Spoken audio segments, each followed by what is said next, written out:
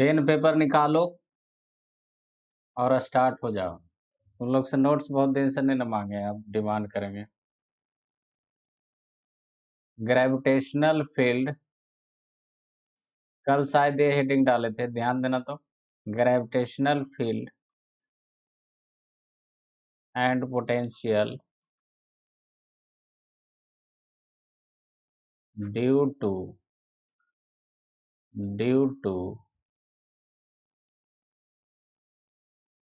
ए uniform ring. Uniform ring के चलते बताए थे कि कल करवाना है, ठीक है ना। तो स्टार्ट करते हैं। मान लो कि ए है यूनिफॉर्म रिंग, ठीक है। इससे, इसके सेंटर से स्मॉल आर दूरी पर हमको निकालना है ग्रेविटेशनल फील्ड। इसका रेडियस हो गया आर, ठीक है।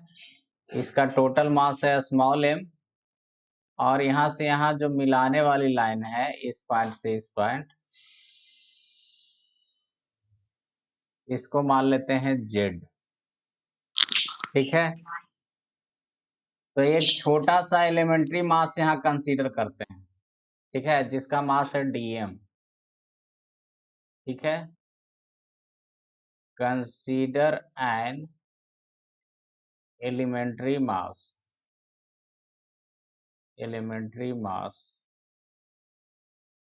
डीएम, ठीक है।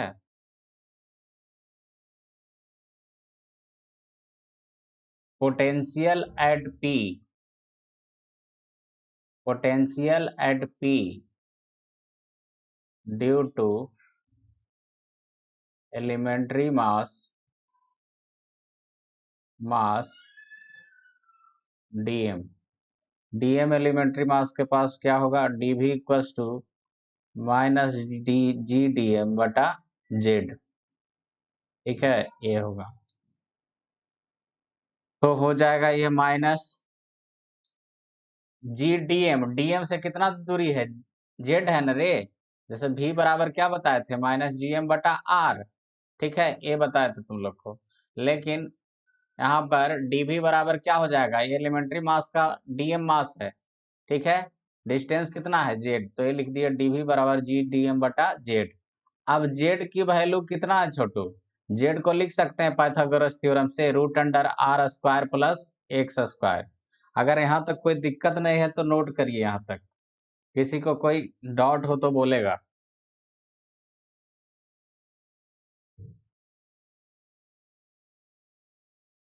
R square plus R square ना सर। हाँ देखो सही पकड़ा तुम, R square plus small R square, है ना।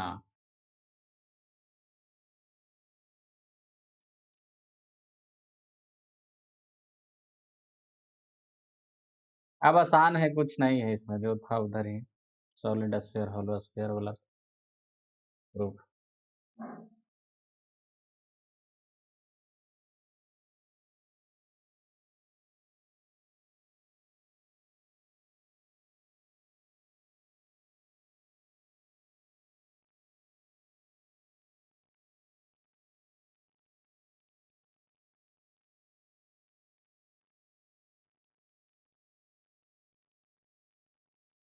हो गया जी।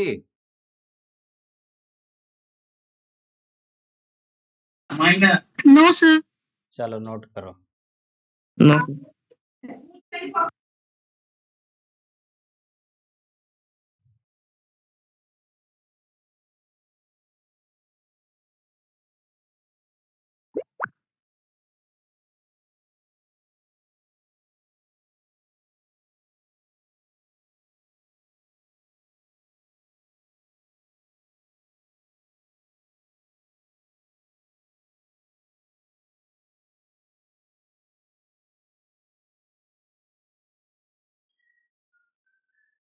हो गया सर। हो गया ना। अब देखते हैं इसमें, यहीं पे कर देते हैं।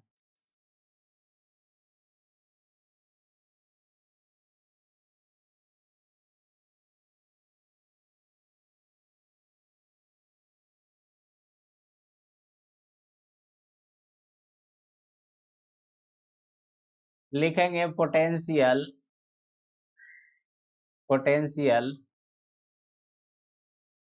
Eight P due to whole ring, वो कितना हो जाएगा, V बराबर इंटीग्रेशन dV का वैल्यू क्या था, -GDM root under R² plus R²। ठीक है, सब कुछ बाहर निकलेगा सिवाय dm के। इंटीग्रेशन dm बराबर क्या हो जाएगा, m। ठीक है, तो V बराबर हो गया -GM बटा root under R² plus X²। ठीक है, ये हो गया पोटेंशियल का वैल्यू। ठीक है, पोटेंशियल निकल गया। अब निकालेंगे हम लोग ग्रेविटेशनल फील्ड।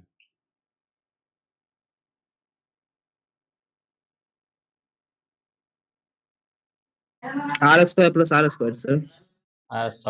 सॉरी।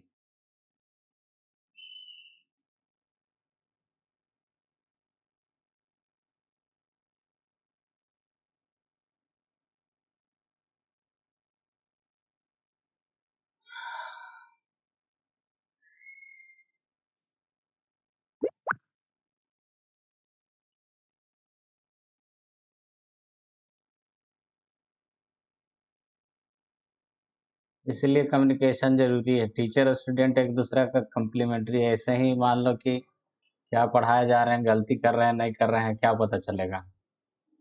मिटा देना छोटू।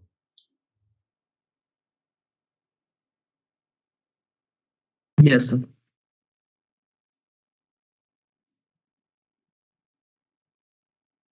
खतरनाक बारिश हो रहा है जी। तूफान हिट किया है वेस्ट बंगाल में, उसी का असर है। ऐसा ऐसा क्या कोई तूफान था।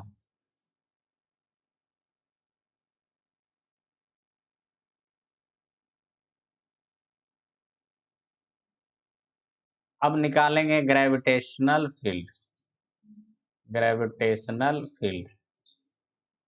ठीक है, तो देखो इस डीएम के चलते देखेंगे तो वो मास इस पॉइंट पर फील्ड कैसे लगाएगा, इस तरफ ना।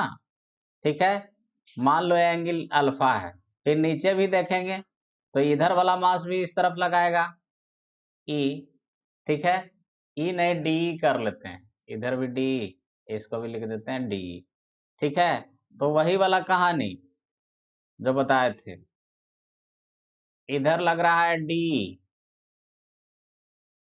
ए अल्फा, इधर भी लग रहा है डी ए अल्फा। ठीक है, अब देखो इसका कंपोनेंट लेंगे डी का, तो ऊपर वाला का इधर क्या हो जाएगा, इधर हो जाएगा डी कॉस अल्फा, और इधर क्या हो जाएगा, डी साइन अल्फा। ठीक है, फिर इसका भी इधर होगा डी कॉस अल्फा, और इस तरफ क्या हो जाएगा, डी साइन अल्फा। ठीक है, तो डी साइन अल्फा जो है will cancel out in pair. ठीक है, पेयर में खत्म कर देगा, आउट इन पेयर। ठीक है, तो जो नेट ग्रेविटेशनल फील्ड होगा वो क्या होगा, E equals to integration D cos alpha. ठीक है, डी क्या हो जाएगा, जी डी एम बटा जेड का स्क्वायर। ठीक है, कॉस अल्फा इस ट्रायंगल से क्या लग रहा है, तो कॉस अल्फा बराबर होगा बेस बटा हाइपोटेनस। बेस है इतना, हाइपोटेनस कितना है, जेड। ठीक है, तो हमारा जो है E इक्वल्स निकल गया जी आर बटा Z Q into integration DM. यहां तक करो, जेड क्यू होना चाहिए था, सॉरी। Cos alpha में ये कोसाइन रूल लगा देते तो कुछ होता, सर। देखो कोसाइन रूल तब लगाने में फायदा होता है ना जब मतलब राइट एंगल ट्रायंगल नहीं है। ठीक है, राइट एंगल ट्रायंगल में तो आसानी से हम कॉस थीटा का, उसमें भी वही होगा, बता देते हैं। हाँ तक लिखो, उसके बाद बता देंगे।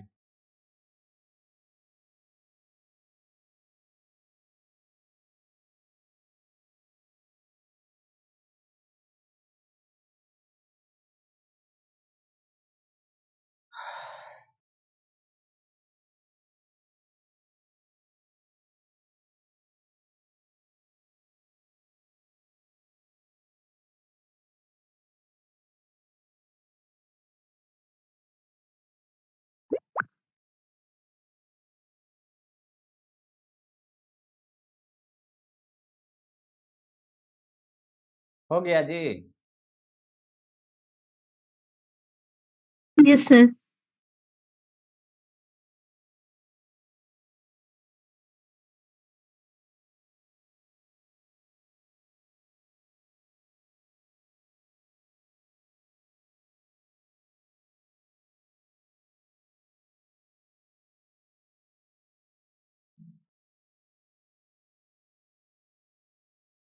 देखो कॉस अल्फा, ये पर्सनल डाउट उसका बता रहे हैं भाई। कॉस अल्फा बराबर क्या बताए थे कोसाइन से, आजू बाजू का स्क्वायर, तो आजू बाजू कौन है, R square plus Z square, minus सामने वाला का स्क्वायर घटा देंगे, ठीक है, बटा में 2 इंटू आजू गुने बाजू, तो आर इंटू जेड हो जाएगा। तो इसमें R square plus Z square minus R square. तो देखो पाइथागोरस थ्योरम की बात करेंगे तो पाइथागोरस थ्योरम के अनुसार जेड को लिख सकते हैं ना जी, R square plus R square, ठीक है, माइनस आर स्क्वायर, ठीक है, बटा में 2 इंटू आर इंटू जेड, यहाँ से एक आर स्क्वायर कट गया, तो ऊपर कितना हो गया 2r स्क्वायर बटा 2r इंटू जेड, ठीक है, यहाँ से देखो 2 से 2 कट गया, एक आर से एक आर कट जाएगा, ठीक है, तो आर बटा जेड, वही तो लिखे। कोसाइन रूल तो यूनिवर्सल है ही, उससे कुछ फर्क थोड़े ना पड़ने वाला है, लेकिन राइट एंगल ट्रायंगल में जो आसानी से आ सकता है उसके लिए कोसाइन रूल क्यों लगाएं।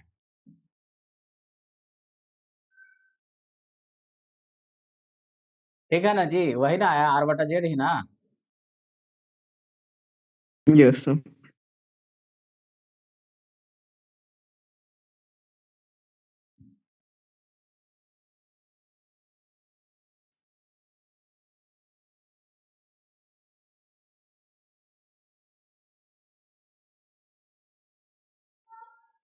अब देखो हमारे पास इसको इंटीग्रेट करेंगे तो E equals to G R into M बटा जेड क्यू आ जाएगा, ठीक है, जेड क्यू सॉरी, ये जेड क्यू यहाँ होना चाहिए था, सारा मिटा ही देते, जेड क्यू। अब देखो पुट जेड बराबर हम लिख सकते हैं R square plus R square पर पावर 1/2, ठीक है, तो उसको पुट कर देंगे, तो ग्रेविटेशनल फील्ड बराबर जी आर एम, ठीक है, जेड का वैल्यू कितना हो गया R square plus R square पर पावर 1/2, और पावर क्यूब पहले से था, तो पावर पर पावर क्या होता है छोटू, गुना होता है ना जी, तो जी एम आर बटा R square plus X square पर पावर कितना हो जाएगा 3/2। ये हो गया फाइनल रिजल्ट, इसको नोट कीजिए।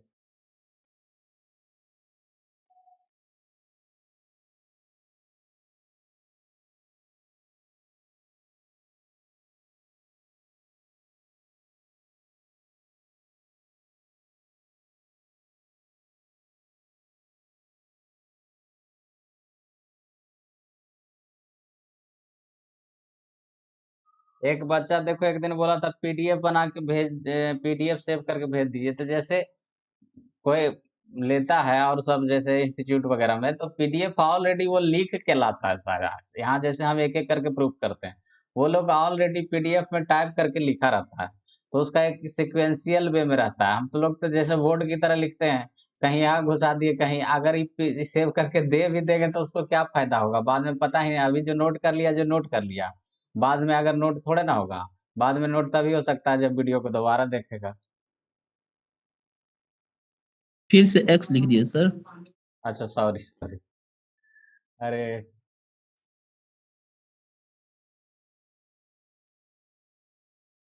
वो करंट में मैग्नेट में एक्स ही मानते हैं, ठीक है, मैग्नेट इलेक्ट्रोस्टैटिक्स में वही लगता है बार बार हो जाता है, जैसे ग्रेविटेशनल फील्ड को इलेक्ट्रिक फील्ड बोल रहे हैं बार बार यहाँ, और इलेक्ट्रोस्टैट पढ़ाते भी बहुत ज्यादा है ना बार बार, इसमें तो एक आध बैच सीबीएसई वाला में होता है, बाकी सब बैच में तो खत्म ही नहीं होता। मिटा रहे हैं इसको जी।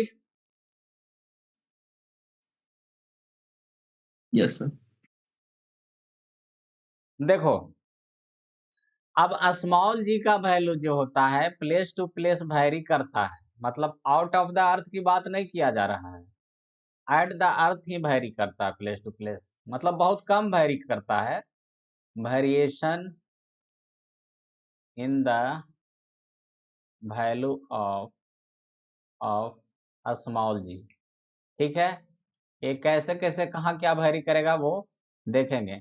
जो जनरल कंपटीशन का तैयारी करेगा, जो बच्चा सोच लिया है कि आगे जनरल, उसके लिए ही एकदम बहुत VVI हो जाता है, इसमें बहुत, इससे बहुत ज्यादा MCQ पूछा जाता है, तो ध्यान देगा थोड़ा सा। ठीक है,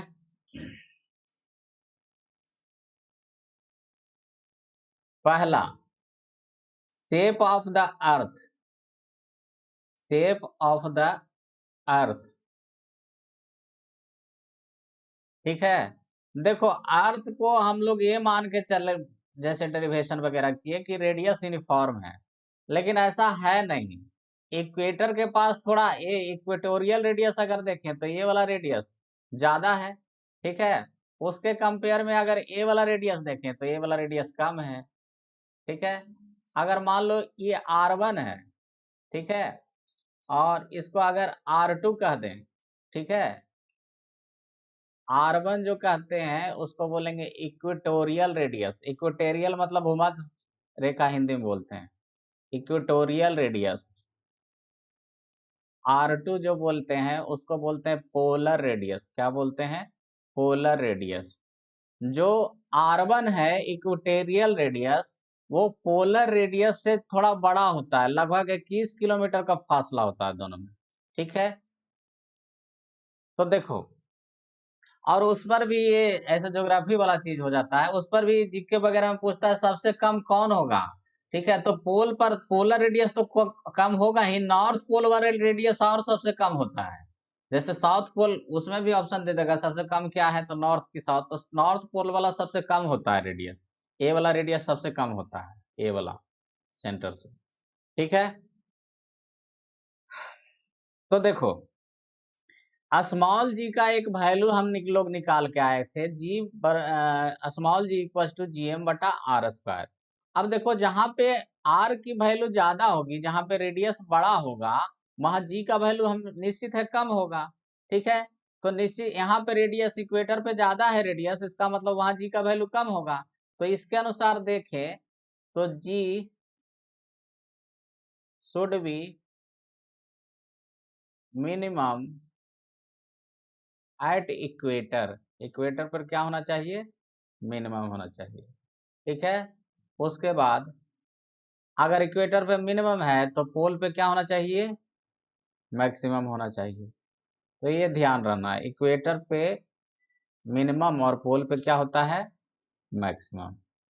ठीक है, क्योंकि नॉर्थ पोल पर मैक्सिमम होता है सर। नॉर्थ और साउथ दोनों पे कम होगा इक्वेटर की तुलना में। ठीक है, इस रेडियस से दोनों कम होता है, मतलब वो जीके वाला ज्योग्राफी वाला फिर हो गया कि सबसे कम कौन होता है, तो नॉर्थ। इक्वेटर की तुलना में दोनों कम होगा, नॉर्थ पोल वाला साउथ पोल वाला दोनों।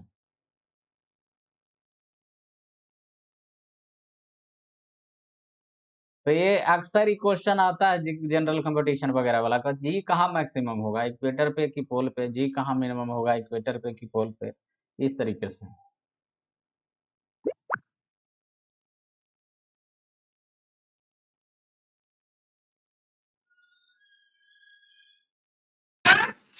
सर हाँ बोलो।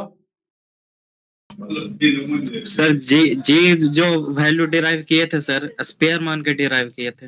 हाँ, और तो सर स्पेयर तो है नहीं वास्तविक में। हाँ बस फेयर मार्केट डिराइव किए थे, उसके अनुसार भी और भी बहुत सारा रीजन होगा, उसके एक रीजन और देंगे जिसके कारण इक्वेटर पे कम आएगा, पोल पे ज्यादा आएगा। ठीक है, वो बहुत सा तुम्हारा पूरा जो सॉरी पूरा जो फिजिक्स उसी पे फिर इलेक्ट्रिकल मान नारंगी की तरह मान लेंगे तो फिर तो उसको कैलकुलेशन ही बड़ा टफ हो जाएगा। वैसे तो सन के अबाउट अर्थ भी जो घूम रही है वो इलेक्ट्रिकल पाथ में घूम रही है, लेकिन कैलकुलेशन आसान करने के लिए जो है उसको सर्कुलर पाथ मान लेते हैं।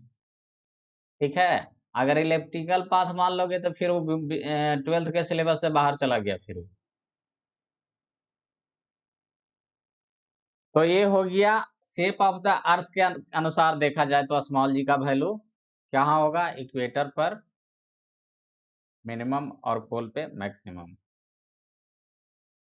दूसरा, अब हाइट के कारण क्या परिवर्तन होता है, ठीक है, due to height from the surface. देखो स्मॉल जी का वैल्यू जैसे जैसे सरफेस से ऊपर जाएंगे घटता है, ठीक है ना, लेकिन हम लोग जो कैलकुलेशन में यूज करते थे कि एक ढेला फेंका ऊपर तो उसमें जी का वैल्यू कांस्टेंट ले लेते थे, तो ऐसा नहीं कि घटता है, लेकिन ऐसा नहीं कि मीटर उटर के लिए, मतलब किलोमीटर वगैरह में होना चाहिए।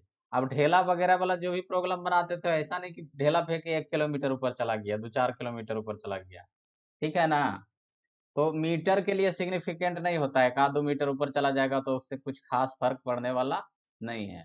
मान लो ये आर है रेडियस, ठीक है, यहाँ से कोई ऑब्जेक्ट ऊपर है जो एच हाइट पे है, यहाँ से कितना हाइट पे है, एच, ठीक है, तो उस ऑब्जेक्ट पे यहाँ पे मान लो जी डैश है, वहां पर एक्सीलरेशन क्या है, ग्रेविटेशनल एक्सीलरेशन जी, जी डैश सरफेस पे कितना है, जी सरफेस पे है जी, ठीक है, तो पहले अर्थ इस पे फोर्स कितना लगाएगा, तो एफ बराबर क्या जानते थे हम लोग, जी m1 m2 बटा आर स्क्वायर जानते हैं थे ना जी, तो एफ बराबर जी, अर्थ का मास m, उस ऑब्जेक्ट का मास स्मॉल m, दोनों के बीच का दूरी कितना हो गया, r प्लस एच हो गया, ठीक है।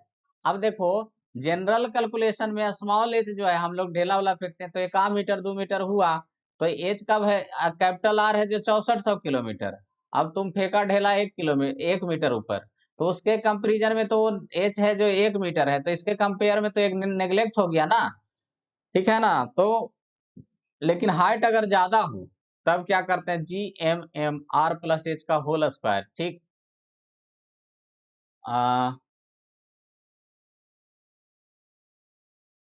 अब यहां से ये हो गया।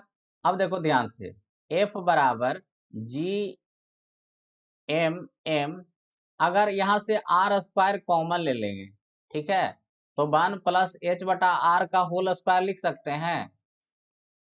ध्यान से देखो, किसी को कोई आपत्ति हो तो बोलो।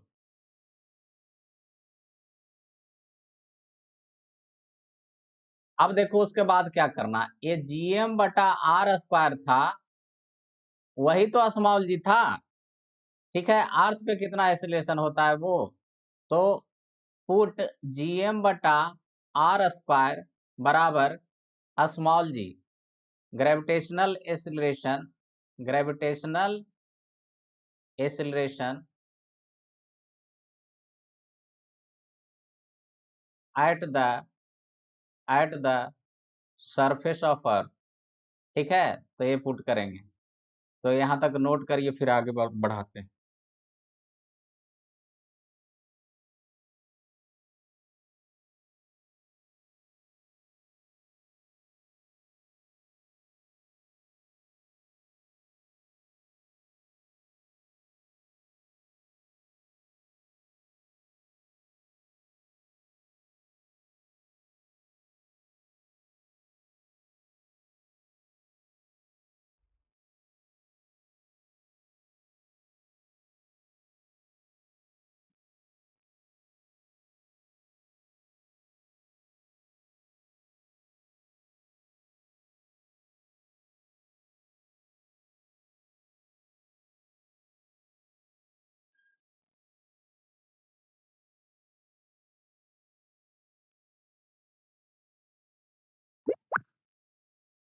हो गया जी,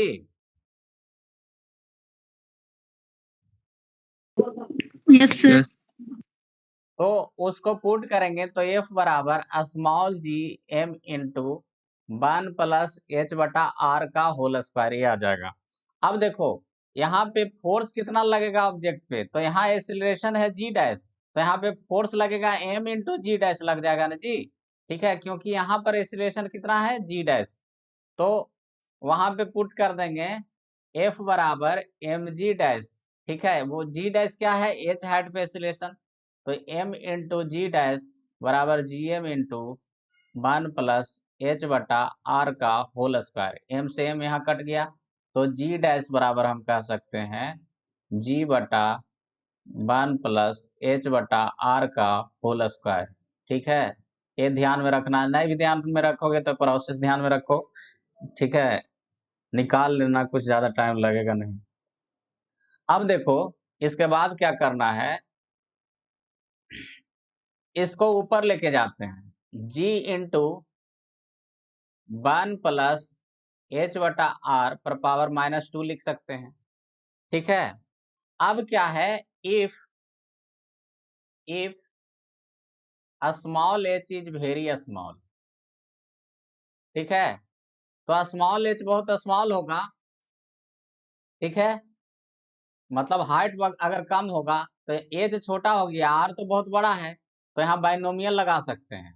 तो बाइनोमियल लगाएंगे तो क्या हो जाएगा, 1 प्लस, ठीक है, बाइनोमियल में देखो पहले याद कर देते हैं, 1 प्लस एक्स पर पावर एन है तो इसको 1 प्लस एन एस लिखते थे ना, तो यहाँ पर भी क्या करेंगे, -2 है पावर में, तो -2 इंटू क्या लिखेंगे, एच बटा आर।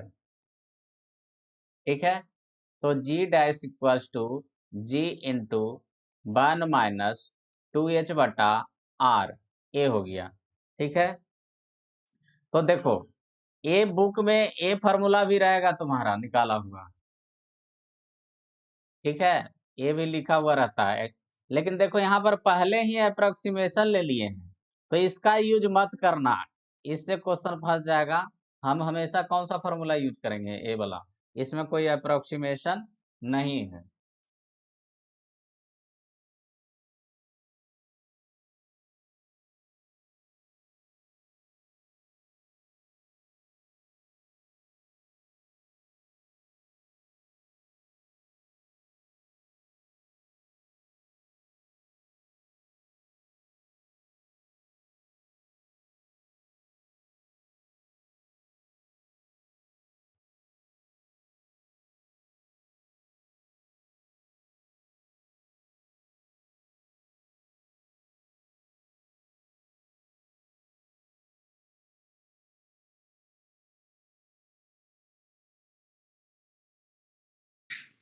हो गया sir.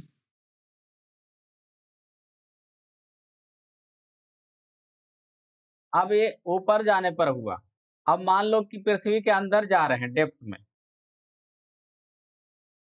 Due to depth depth below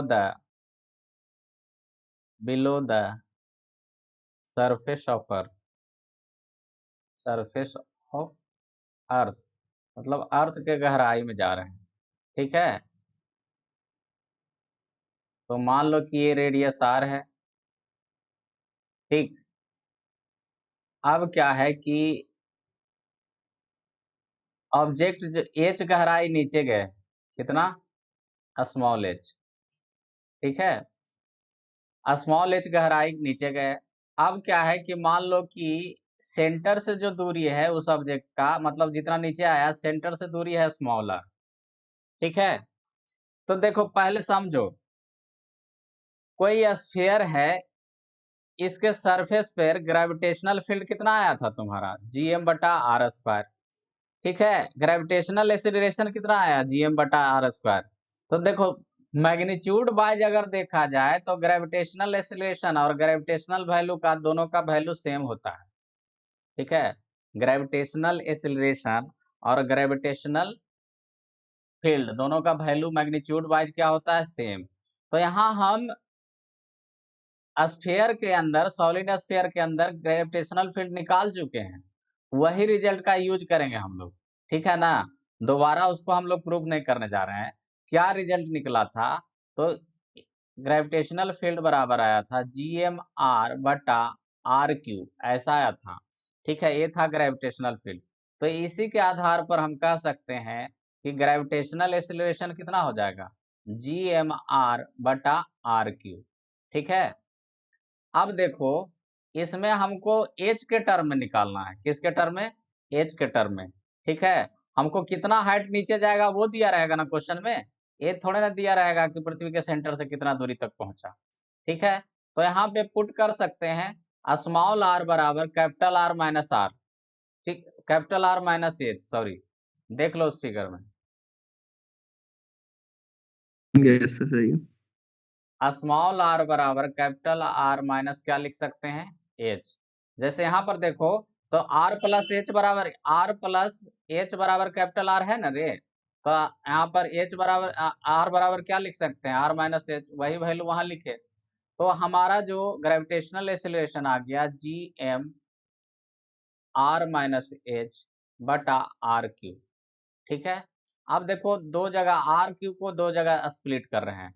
ठीक है, जीएम बटा आर स्क्वायर बराबर क्या पुट करेंगे, फिर पुट करेंगे स्मॉल जी। एक मिनट यहाँ पे ध्यान दो, इस यहाँ पे चेंज कर लेना चाहिए था नोटेशन, हम डेप्थ में निकाल रहे हैं, एच हाइट डेप्थ में निकाल रहे हैं, तो यहाँ पे जी डैश कर लो, इसको भी यहाँ क्या कर लेते हैं, जी डैश। तो जी डैश बराबर यहाँ पे small G R minus H बटा आर। ठीक है, तो जी डैश बराबर, ठीक है, जी 1 माइनस एच बटा आर, ऐसा लिख सकते हैं।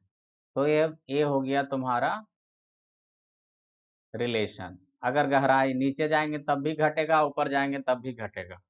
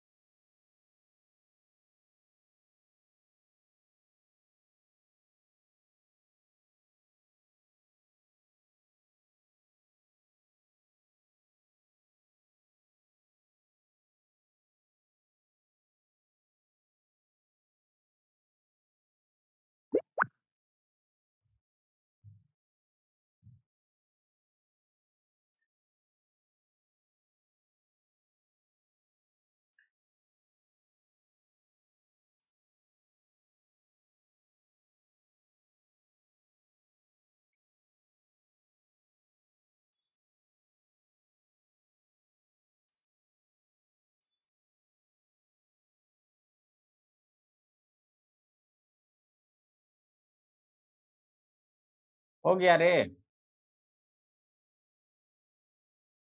Yes, sir. देखो एक चीज दिखाना चाहते हैं, पृथ्वी के गहराई में जाओगे तब भी जी का मान घटेगा, ऊपर जाओगे तब भी जी का मान घटेगा। लेकिन यहाँ पर देखो, इसमें ए रिजल्ट लाए थे उसमें दिखाना, ऊपर जाओगे तो ज्यादा तेजी से घटेगा, इसमें 2 का गुना है। ठीक है ना, इधर क्या है, 1 है, यहाँ पे कुछ नहीं तो। ठीक है, तो ऊपर ज्यादा मतलब पृथ्वी के सरफेस से ऊपर जाओगे तब भी जी का मान घटेगा, नीचे भी ज्यादा, नीचे भी घटेगा, लेकिन यहाँ पर घटने का रेट, ऊपर जाने पर घटने का रेट क्या होगा, ज्यादा होगा। ठीक है, तो लिख देते हैं उसको,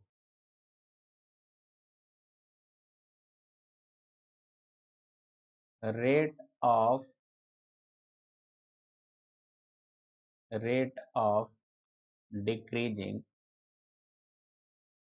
of small G is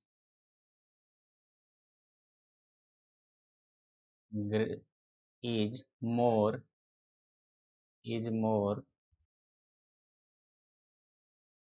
in the height from the surface,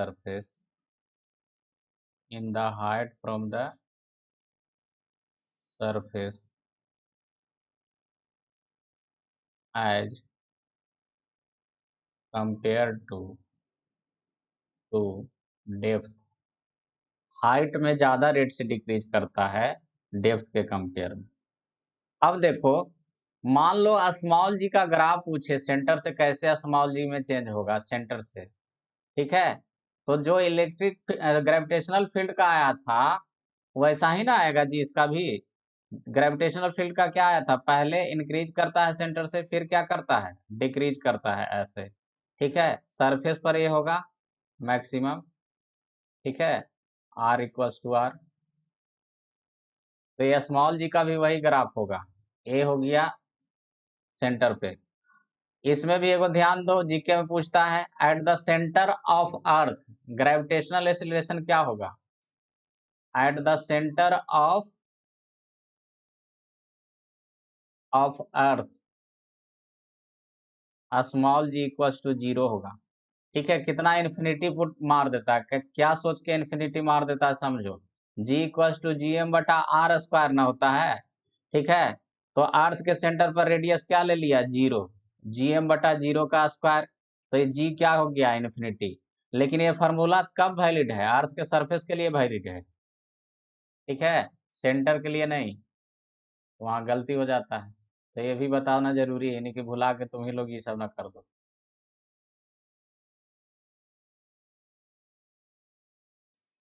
यहाँ तक किसी को कोई डाउट हो तो बोलिए।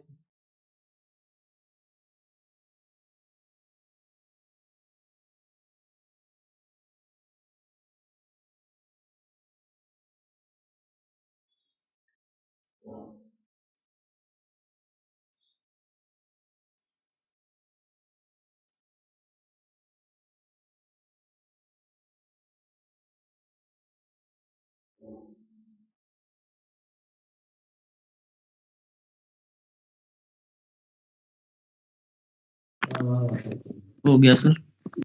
ठीक है, लास्ट इसमें है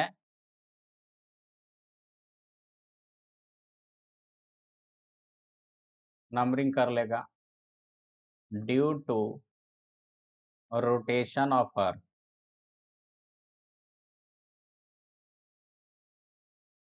ठीक है। तो देखो, मान लो कि ये अर्थ है, ठीक है, ये हो गया इक्वेटर, जिसको हिंदी में बोलते हैं भूमध्य रेखा, ठीक है। अब मान लो कि यहाँ पे कोई ऑब्जेक्ट है, ये हो गया सेंटर, ठीक।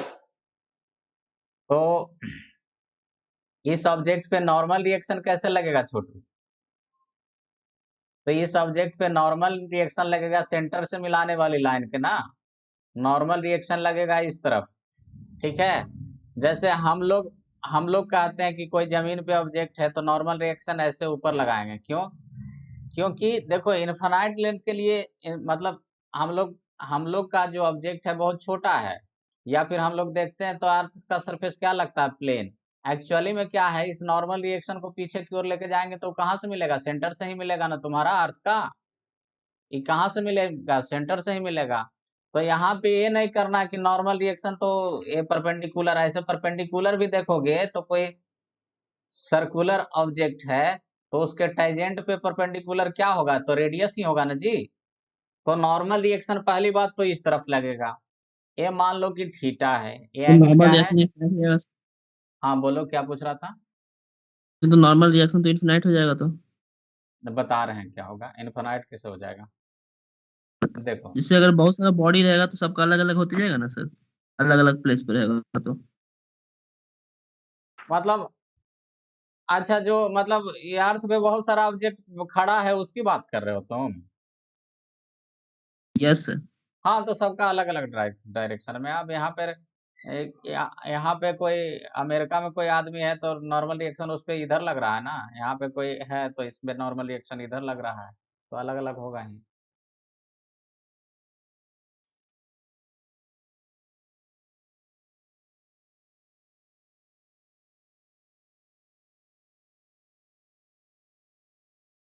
तो देखो, अब देखो mg का फोर्स किधर लगेगा, तो mg का फोर्स टुवार्ड्स द सेंटर लगेगा, यहाँ mg इस तरफ लगेगा, ठीक है। अब देखो अर्थ है जो रोटेट कर रहा है, तो अर्थ जब जब रोटेट कर रहा है तो इसके साथ जो ऑब्जेक्ट है वो भी सर्कुलर मोशन करेगा ना जी। तो उस सर्कुलर मोशन का रेडियस क्या होगा, तो ऐसे ऐसे ऑब्जेक्ट रोटेट कर रहा है ना अर्थ पे, ठीक है। अर्थ रोटेट कर रहा है, ऐसे ऐसे घूम रहा है इस तरीके से, तो ये ऑब्जेक्ट भी इसका रेडियस ये हो जाएगा, ठीक है। इसका रेडियस मान लेते हैं ए वाला स्मॉल आर, ए वाला रेडियस क्या मान लिए, स्मॉल आर, ठीक है। अब देखो, अगर नॉन इनर्शियल फ्रेम में देखेंगे, in non inertial frame, non inertial frame, तो नॉन इनर्शियल फ्रेम में देखेंगे तो एक centrifugal force away from the centre लगेगा ना, कितना लगेगा, m ओमेगा स्क्वायर आर लगेगा, ठीक है। ये एंगल थीटा था तो ये भी एंगल होना चाहिए थीटा, ठीक है। तो अगर नॉन इनर्शियल फ्रेम में हम बना रहे हैं तो टुवार्ड्स द सेंटर सारा फोर्स क्या होना चाहिए, बैलेंस होना चाहिए। तो mg लग रहा है सेंटर की तरफ, ठीक है, और सेंटर से अब ये क्या लग रहा है, नॉर्मल रिएक्शन, एक m ओमेगा स्क्वायर का कंपोनेंट लगेगा, तो m omega square r cos theta ये भी लगेगा, ठीक है। अब देखो यहाँ पे नॉर्मल रिएक्शन जो होगा वो क्या होगा, नॉर्मल रिएक्शन की जगह हम क्या पुट कर देंगे, n बराबर mg डैश, ठीक है। तो mg बराबर mg dash minus m omega square r, m omega square r cos theta. यहाँ देखो m कॉमन लेके कट जाएगा तो बच क्या जाएगा, तो बच जाएगा तुम्हारा g equals to g dash minus omega square r cos theta, ठीक है। g डैश को इधर लेके आ सकते हैं तो g डैश बराबर g minus omega square r into cos theta, ठीक है। अब देखो इसके बाद आगे बताते हैं। प्लस ना होगा सर, माइनस कैसे आया? एक मिनट देखने दो। अच्छा रे हाँ यहाँ तो प्लस था, सॉरी। एक मिनट रुक जाओ तो, मगर माइनस होना चाहिए छोटू, कुछ गड़बड़ हम तो नहीं किए।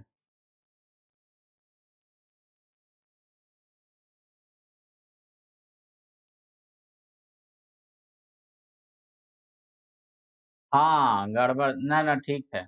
गड़बड़ क्या क्यों हमसे हुआ देखो बताते हैं।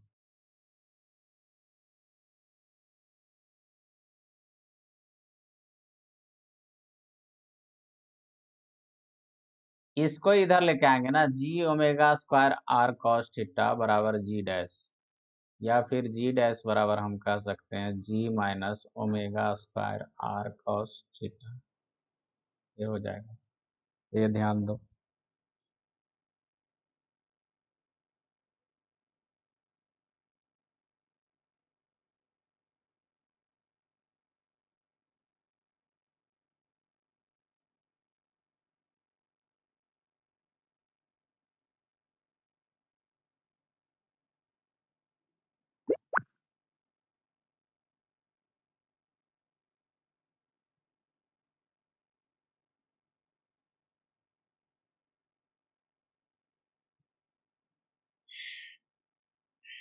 कोई दिक्कत है यहाँ तक किसी को?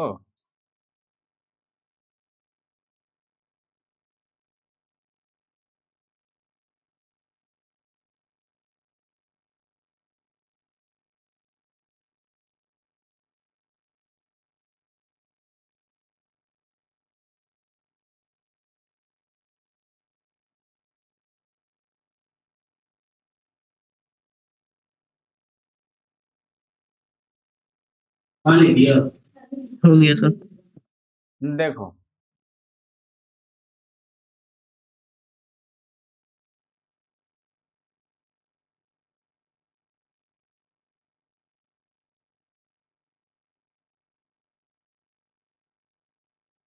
इसके अनुसार भी चलेंगे जी। तो एट पोल थीटा बराबर क्या हो जाएगा, 90 डिग्री, ए एंगल पोल पे 90 डिग्री हो जाएगा।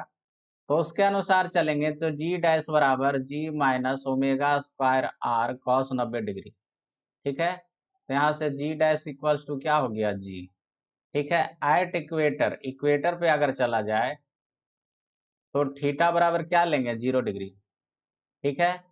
तो जी डैश बराबर g minus omega square R cos 0 degree, ठीक है। तो जी डैश बराबर g minus omega square R, दोनों में कौन बड़ा है ये बताओ, जी बड़ा है कि ओमेगा स्क्वायर माइनस आर बड़ा है, कौन बड़ा है?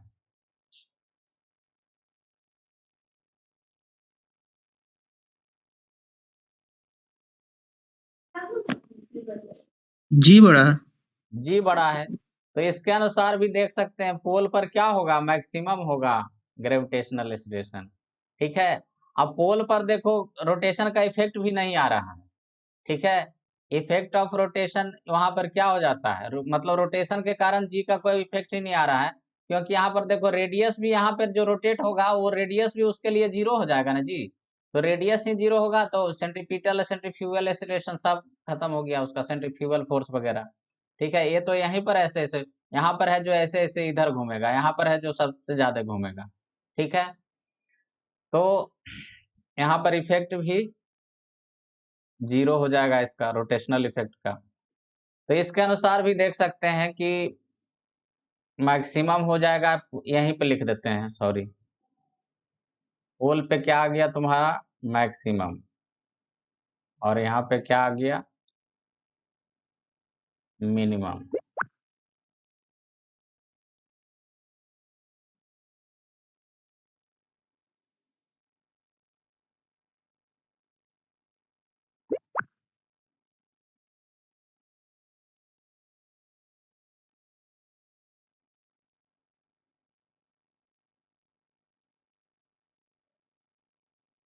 हो गया जी, मिटा दें? Yes sir.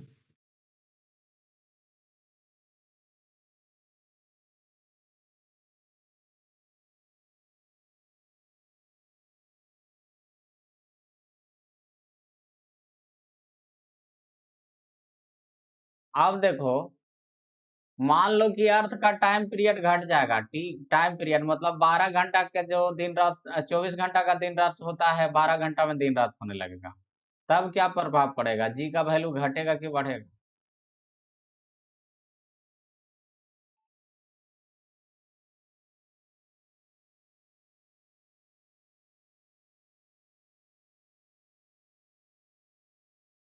जी डैश बराबर g minus omega square, omega बराबर क्या होगा, 2 पाई बाई टाइम पीरियड होगा ना रे, ठीक है, into R into cos theta.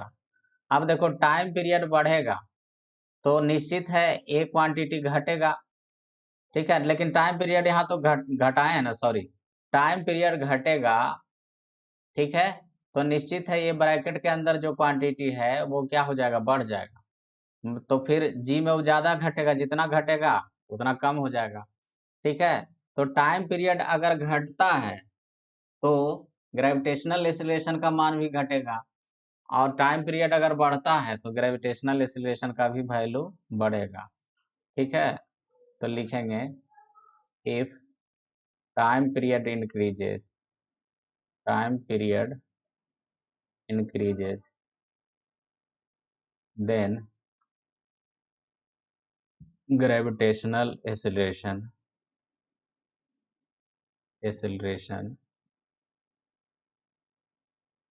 increases and vice versa, मतलब इसका उल्टा भी सही है।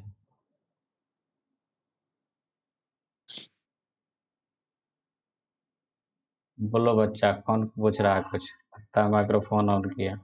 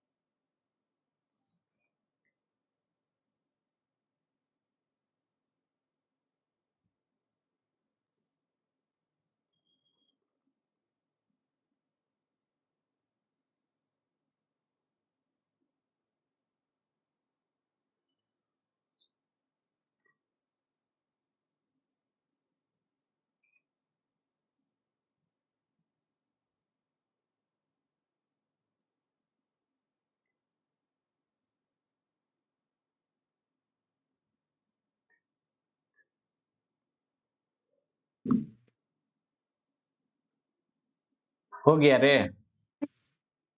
सर तो मरकरी में क्या होगा? मरकरी नहीं समझे? मरकरी प्लेनेट का बात कर रहे हैं सर। अच्छा, वो मरकरी, मरकरी है कहाँ? मतलब उसका रोटेशन बहुत ज्यादा तेज है क्या, है क्या?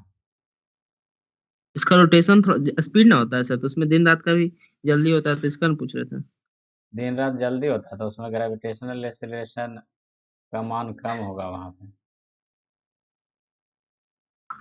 तो ये सारे प्लेनेट के लिए वैलिड है सर, या फिर ये कुछ अर्थ का ही कारण कुछ बता रहे हैं?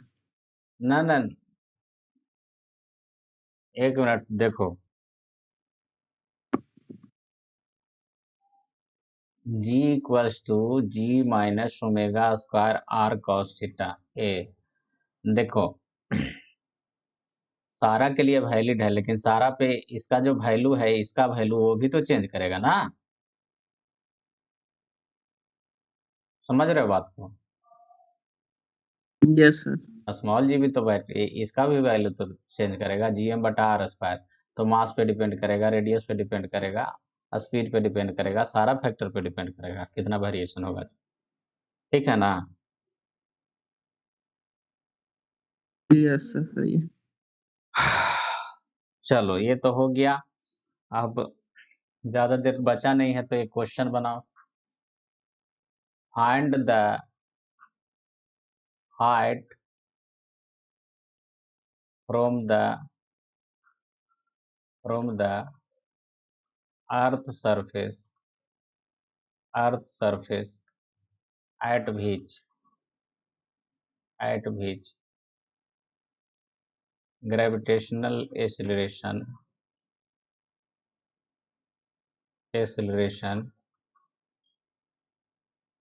is 4.9 मीटर पर सेकेंड स्क्वायर। ठीक है, सरफेस पे कितना होता है, गिवन स्मॉल जी बराबर 9.8 मीटर पर सेकेंड स्क्वायर है, मतलब सरफेस पे इतना है और किसी हाइट पे इतना है, तो वो हाइट बताइए, एच का वैल्यू निकालिए। जी डैश बराबर दिया हुआ है 4.9 मीटर पर सेकेंड स्क्वायर, जी का वैल्यू 9.8 मीटर पर सेकेंड स्क्वायर, ठीक है। एच पूछ रहा है क्या होगा।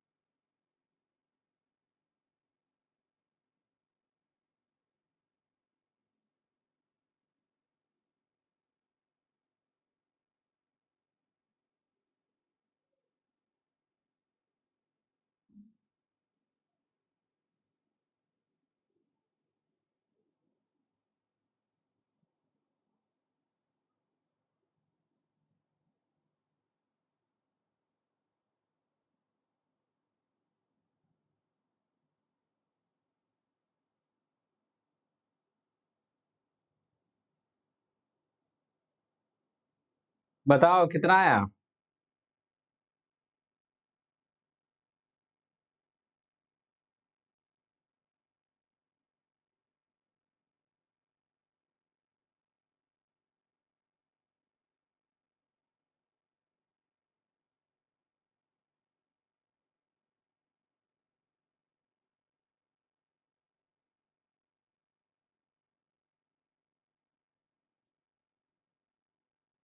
रोहित, इतना देर कैलकुलेशन तो नहीं है इसमें।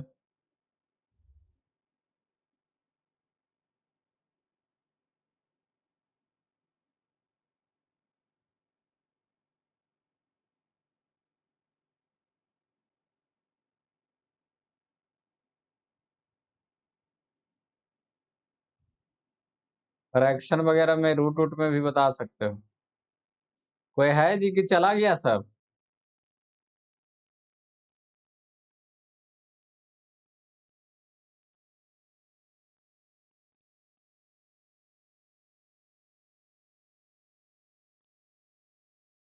बताए रे कि बना रहा है, कुछ बोलेगा?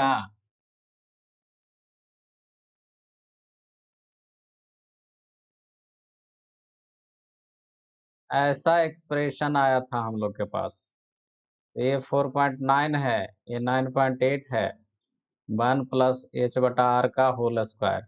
ठीक है, 2 बार का एक कट गया, इसको इधर लेके आएंगे तो ये हो जाएगा 1 प्लस एच बटा आर का होल स्क्वायर बराबर 2। तो 1 प्लस एच बटा आर बराबर क्या लिख सकते हैं, √2, ठीक है। तो h बटा r बराबर क्या लिख सकते हैं, √2 माइनस 1, ठीक है। तो यहाँ से आ गया हमारा h बराबर r इंटू √2 माइनस 1, ठीक है। r का वैल्यू होता है 6400 किलोमीटर इंटू √2 माइनस 1। इसको चाहो तो फर्दर कैलकुलेशन कर सकते हो। √2 का वैल्यू 1.41 लोगे तो उसमें 1 घटाओगे तो 0.41 आएगा, उससे गुना कर सकते हो। नोट करो इसको जल्दी से।